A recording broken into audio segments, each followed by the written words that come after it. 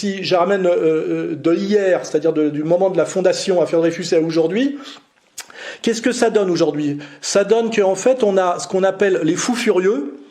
Eh ben c'est simple, les fous, c'est Sandrine Rousseau, même s'ils l'ont pas tamponnée là pour la présidentielle parce qu'elle est trop folle. N'importe qui peut être déconstruit. La question, c'est que c'est une démarche personnelle à faire. Moi, par exemple, je vis avec un homme déconstruit et j'en suis hyper heureuse. C'est la papesse de l'écologie 2.0 qui en fait parle très peu d'écologie, mais surtout qui additionne woke, cancel, LGBTQ et tout ça. C'est ce que j'appelle la gauche folle. Hein. Et ça, c'est identifié par le peuple comme des fous, ils font peur. Si vraiment il y a des personnes qui sont dangereuses, des potentiels terroristes, c'est pas parce qu'ils restent en Afghanistan qu'ils sont moins dangereux en vrai. Donc quelque part, les avoir en France, ça nous permet aussi de les surveiller. Et puis de l'autre côté, il y a les furieux, c'est Zemmour. C'est on veut la guerre civile, on veut chasser les Sarrasins.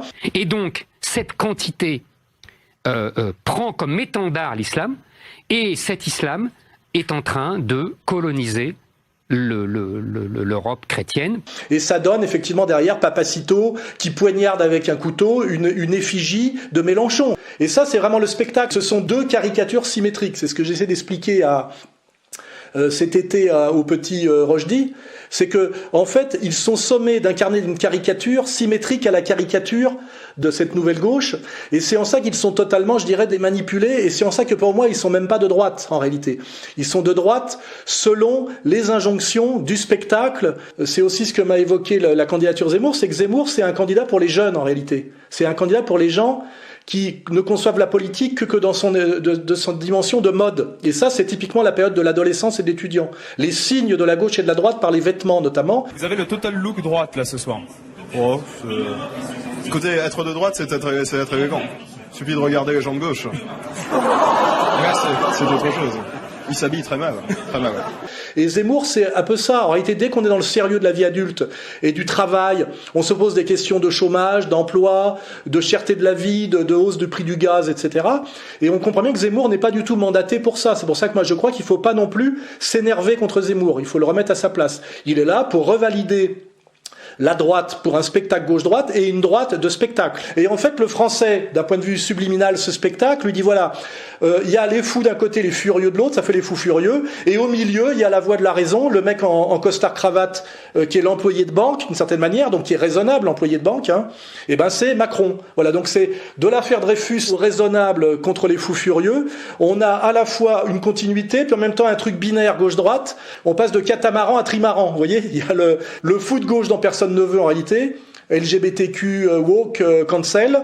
Le fou de droite qui est le mec, bon même si on en a marre des immigrés, de machin de trucs, qui veut quand même pousser la jeunesse à s'armer pour faire la guerre civile contre les barbus. Et ça donne quand même des gamins qui, écoutant Zemmour, échangeant des propos de mythomanes sur Internet, se retrouvent à prendre 9 ans de prison ferme. Et moi j'ai pas vu Zemmour voler à leur secours. Louis, là vous parlez Alain de l'affaire d'un garçon qui s'appelait Logan, je crois, qui était originaire de la région de Marseille. Ils se sont fait embarquer dans une cabane. Et j'aurais peut-être un mot à dire aux gens qui les connaissent, à leur famille ou leurs amis, ce serait de les inciter à reconnaître devant l'autorité judiciaire qu'il s'agissait en effet de comportements mythomanes, parce que je pense que pour sauver la face, ils seraient capables de prendre une peine d'homme. Je m'adresse aux proches de ces gamins, leur dire qu'ils acceptent la honte d'avoir été un peu mythomane, de s'être raconté des histoires, de s'être raconté des fables voilà, de lutte armée, et qu'ils puissent rentrer chez eux dans les meilleurs délais. Je crois que ce serait le mieux, plutôt que de faire cette prison juste pour sauver la face. Déjà, les peines de prison ferme, ils les ont pris, ils sont incarcérés.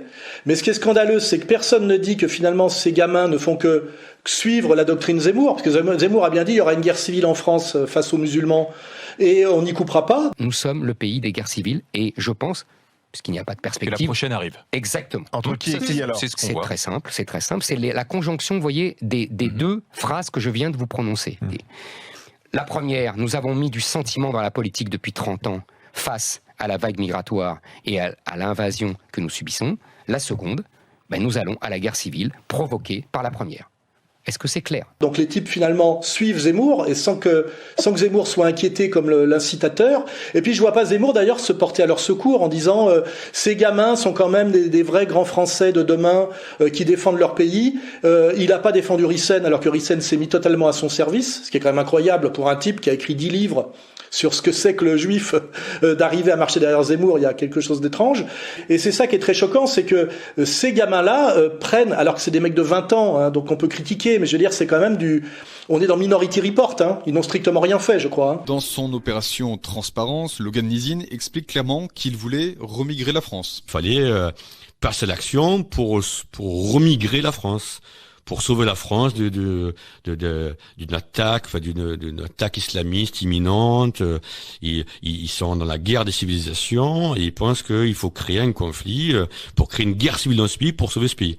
C'est 9 ans, 7 ans, 6 ans de prison ferme. Et si jamais il se retrouve comme Risson à Fleury-Mérogis, dans la plus grande prison de jeunes d'Europe qui date des années 60, dégueulasse, avec 90% d'halogène, c'est pratiquement les envoyer à la mort, hein, ou à la psychopathie, parce que dans quel état ils vont sortir. Et ça, c'est le climat actuel absolument dégueulasse et scandaleux de cette, justement, réactivation de cette droite d'opérette qui mène quelque part à la fin aux nazis d'opérette, quoi.